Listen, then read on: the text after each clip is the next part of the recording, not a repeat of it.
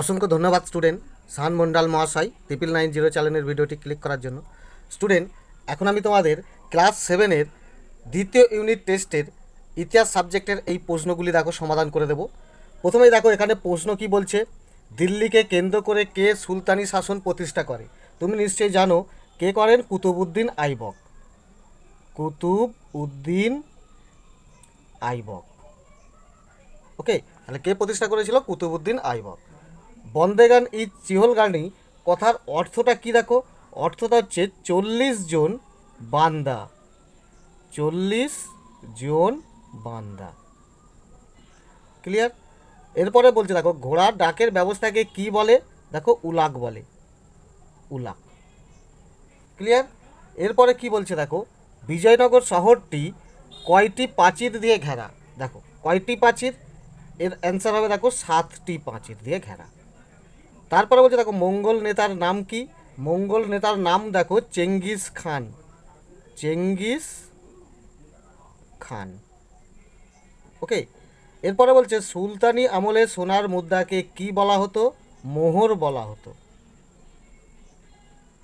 তারপরে দেখো বলছে আলাউদ্দিন খলজির সেনাপতির নাম কি? মালিক কাফুর। ওকে, ব্যাস। দেখো এখানে যে 7টি শর্ট কোশ্চেন ছিল এগুলো খুবই সোজা।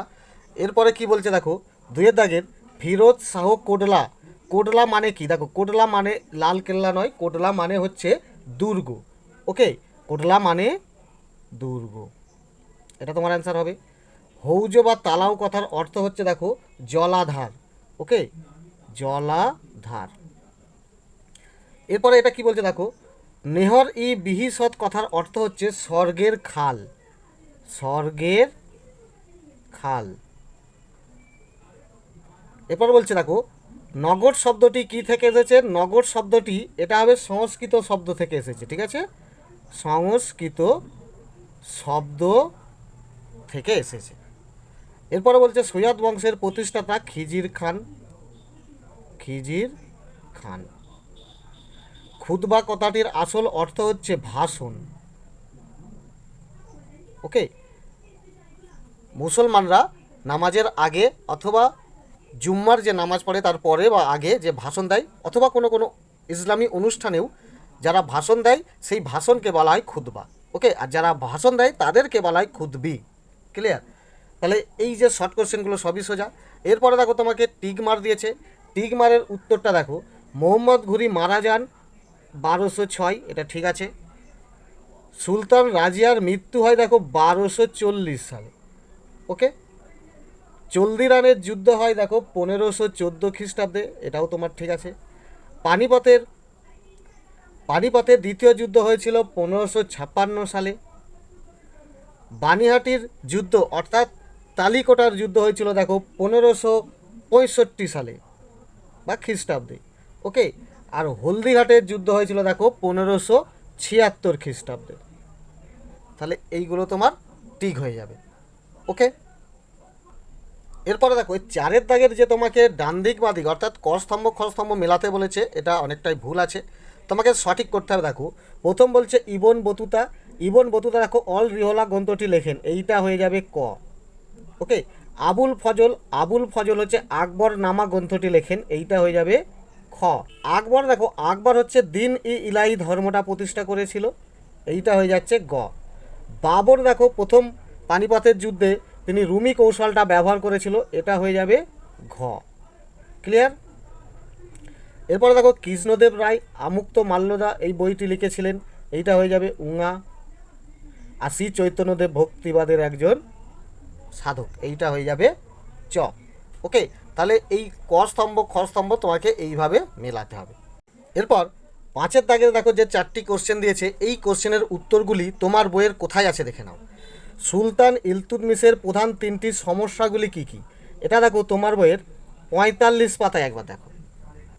দেখো 45 পাতায় পেয়ে যাবে যে সুলতান ইলতুৎমিশের দিল্লির সুলতানির ক্ষেত্রে 3টি প্রধান সমস্যা কী ছিল। দেখো এখান থেকে তুমি লিখবে প্রথমত কীভাবে সাম্রাজ্যের মধ্যে শক্তিকে দমন করা যাবে, দ্বিতীয়ত হচ্ছে কিভাবে মধ্য এশিয়ার দুর্ধর্ষ মোগল শক্তিকে মোকাবিলা করা যাবে, আর 3 নম্বর সমস্যা দেখো কিভাবে সুলতানিতে একটি রাজবংশ তৈরি করা যাবে যাতে তার মৃত্যুর পরে তার উত্তরাধিকারী গোলমাল ছাড়াই সিংহাসনে বসতে পারে।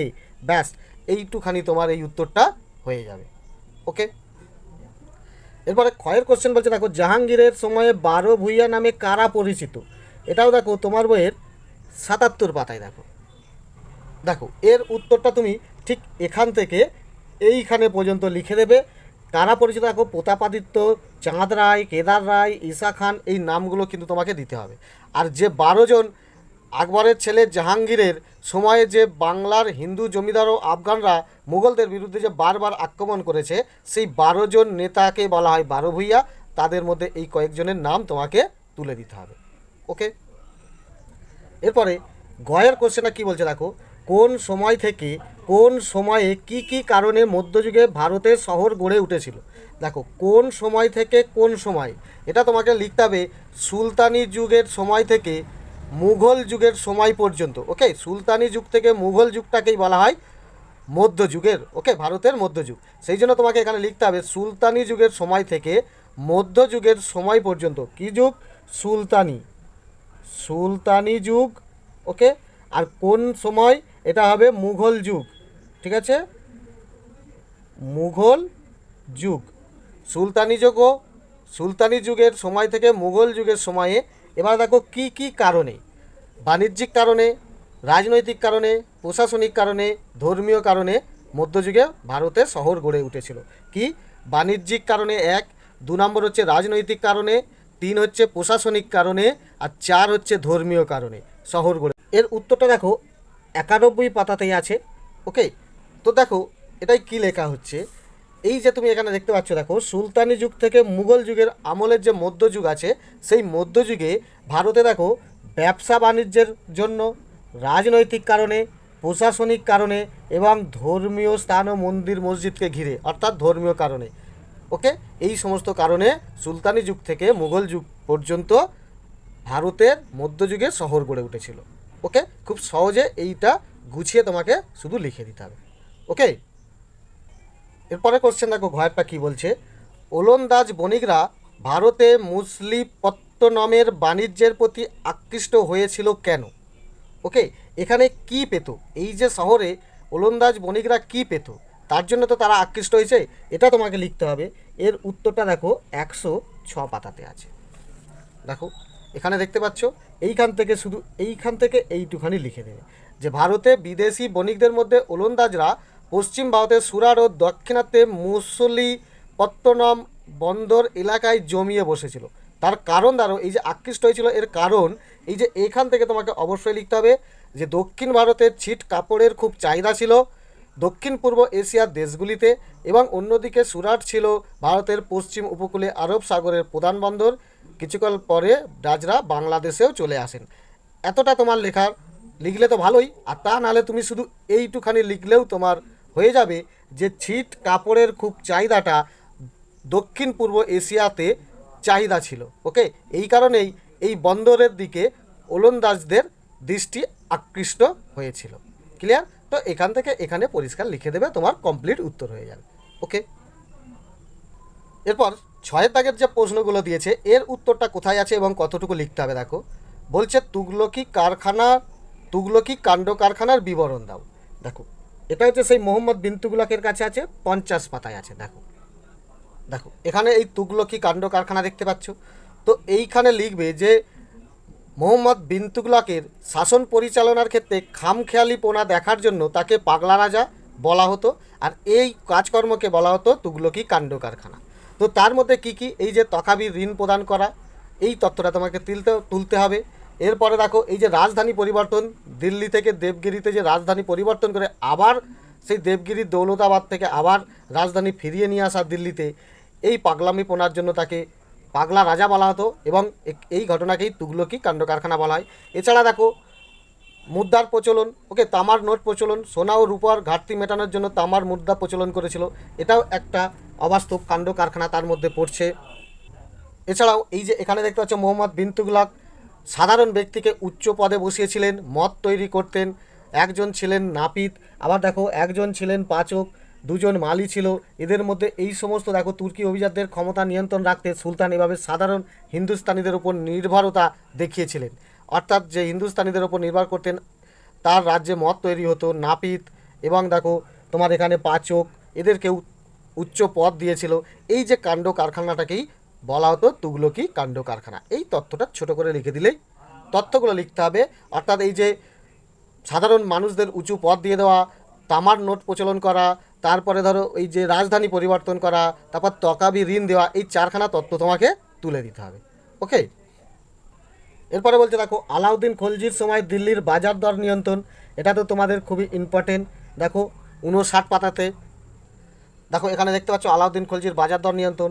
তো এখান থেকে তথ্যটা তুলবে, আর পরের পাতায় এখান পর্যন্ত তুলে দিলেই তোমার হয়ে যাবে, বাকি আর লেখার অত দরকার নেই। এইটুকুই তুলবে যে সে বাজার দর কি নিয়ন্ত্রণ করতো, রেশন ব্যবস্থা চালু করেছিল, বাজার দর তদারকির জন্য সাহানা ই মান্ডি দেওয়ান ই রিয়াসত নামে কর্মচারী ব্যবস্থা করতো।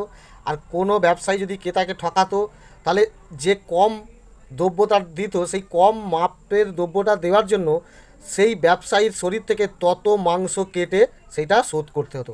অর্থাৎ শাস্তিটা ছিল কঠোর। ওকে, তো এই তথ্যগুলো তুমি তুলে দেবে। এরপরে গয়টা কি বলছে দেখো শাহজাহানাবাদের নাগরিক চরিত্র কেমন ছিল। অর্থাৎ দেখো শাহজাহানাবাদ এটা কে এই শহরটা তৈরি করেছিল? সম্রাট শাহজাহান। অর্থাৎ এইটা দেখো তুমি পাবে তোমার বইয়ের 99 পাতায়। দেখো দেখো 99 পাতার এই যে এখান থেকে তথ্যটা আছে, তো এই তথ্যটা তোমাকে তুলতে হবে। তারা কেমন ঘর বাড়িতে থাকতো, তারা কিভাবে থাকতো, আমির ও গরিব কারিগর সব মাল্লা পাশাপাশি থাকতো, প্রধান রাজপথ ছিল দেখো দুটো, তারা সারিবদ্ধভাবে দোকান ছিল, এইভাবে তারা থাকতো। তাদের প্রতিটা দেখো সব কুড়ে ঘরে সাধারণ দৈনিক সৈনিক, দাস দাসী, কারিগর প্রমুখ মানুষজনও থাকতো। তাদের দেখো লোকজন গবাদি পশু মারা যেত বলে জানা যায়। অর্থাৎ তাদের কুড়ে ঘরে আগুন লেগে গিয়ে এগুলো মারা যেত। তারা যে কীভাবে কষ্ট করে কেমনভাবে থাকতো এখানে দেওয়া আছে। পরের পাতায় দেখো দেখো এখানেও দেওয়া আছে। দেখো কোনো উৎসব হলে তারা সবাই একসঙ্গে জড়ো হয়ে পরব বা উৎসব যাপন করতো। হিন্দু মুসলমান একসঙ্গে দিল্লির প্রখ্যাত সুফি সাধক শেখ নাসিরুদ্দিন, যাকে চিরাগ ই দিল্লি বা দিল্লির প্রদীপ বলা হয়, তার দরগায় যেত। তাহলে এই সমস্ত তথ্যগুলো এরপরে দেখো শেঠ সাহেব সংস্কারের বিবরণ দাও। এটাও দেখো তোমাদের খুব সোজা, 73 পাতাতেই আছে। দেখো দেখো এখানে দেখতে পাচ্ছ শেঠ সাহেব সংস্কার। তো এইখানে যে রাজস্ব ব্যবস্থা করেছিল, প্রশাসনিক ব্যবস্থা, জনহিতকার যে কাজ করেছিল, এই তথ্যটা তুলতে হবে। দেখো কৃষকদের কী করতো, পাট্টা দিত, কবুলিয়াত করে নিত। তারপরে দেখো এই যে সড়ক ই আজম রাস্তা তৈরি করেছিল, সরাইখানা তৈরি করেছিল পথিকদের জন্য। তারপরে দেখো ঘোড়ার ডাক ব্যবস্থা করেছিল। তারপরে সৈন্যদের অর্থাৎ সেনাদের নিয়ন্ত্রণ রাখার জন্য দা ঘুলিয়া ব্যবস্থা করেছিল। এই তথ্যটা তোমাকে তুলতে হবে। এরপরে দেখো এই যে টিকা দিয়েছে এর উত্তরগুলো কোথায় আছে। পানিপথের প্রথম যুদ্ধ, এটা দেখো তুমি তোমার বইয়ের 71 পাতাতে পাবে। দেখো দেখো এখানে দেখতে পাচ্ছ পানিপথের প্রথম যুদ্ধ, এই তথ্যটা তোমার তুলতে হবে যে পানিপথের প্রথম যুদ্ধে 1526 খ্রিস্টাব্দে হয়। এতে বাবর ও আফগান শক্তির যেটা মোহাম্মদ লোদির মধ্যে হয়। ওকে, এবং মোহাম্মদ লোদি পরাজিত হয়। আর এই যুদ্ধে বাবর প্রথম রুমি কৌশল চালু করেছিল, অর্থাৎ রুমি কৌশল এই যুদ্ধ পদ্ধতিটা ব্যবহার করেছিল। আবার দেখো কামান ব্যবহার করেছিল, তীর ধনুক ব্যবহার করেছিল। ওকে, এবং এই পানিপথের প্রথম যুদ্ধের জয়ী হয়ে ভারতের দিল্লির সিংহাসনে মুঘল সাম্রাজ্য প্রতিষ্ঠা করেছিল। এই তথ্য তোমাকে তুলে দিলেই হয়ে যাবে। ওকে, এরপরে দেখো বলছে দাক্ষিণাত্য ক্ষত, এটাও দেখো তোমার বইয়ের 84 পাতায় আছে। এটা তো খুবই সোজা। দেখো দেখতে পাচ্ছ দাক্ষিণাত্য ক্ষত, তো ঔরঙ্গজেবের এই যে দাক্ষিণাত্য ক্ষত, এই তথ্যটা তুমি তুলে দেবে। আর এখানে লাস্ট কোশ্চেন বলছে দেখো মহেশ দাস, এরও উত্তর দেখো 75 পাতাতে আছে। দেখো এখানে দেখতে পাচ্ছ মহেশ দাস, তো এখান থেকে এখানে পর্যন্ত তথ্যটা তুলে দিলেই তোমার মহেশ দাসের টিকা হয়ে যাবে। ক্লিয়ার? তো আশা করি ভিডিওটি তোমাদের খুবই উপকারে আসবে। ভিডিও ভালো লাগলে অবশ্যই একটা লাইক করে দিও। ধন্যবাদ।